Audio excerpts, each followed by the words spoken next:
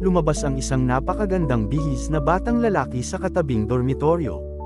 Ang kanyang pangalan ay Danny Zanvers at siya ang pinuno ng dormitoryo ni Blondie. Idol siya ng bawat babaeng estudyante dahil hindi lang siya mayaman kundi napakagwapo rin niya. Gayunpaman, palagi niyang minamaliit si Gerald dahil pakiramdam niya ay nakakahiya si Gerald. Hindi maintindihan ni Gerald kung bakit siya kausapin ni Danny. Tumango lang si Gerald at sinabing, "Oo, bababa na ako."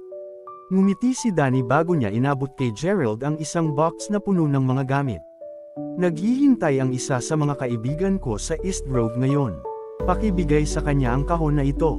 Narito ang $10 para sa iyo." Si Danny ay isang playboy at alam ng lahat kung paano niya madalas hilingin sa iba't ibang babae na makipagkita sa kanya sa kakahuyan. Marami ring kaibigan si Danny na gagawa ng parehong bagay. Gayunpaman,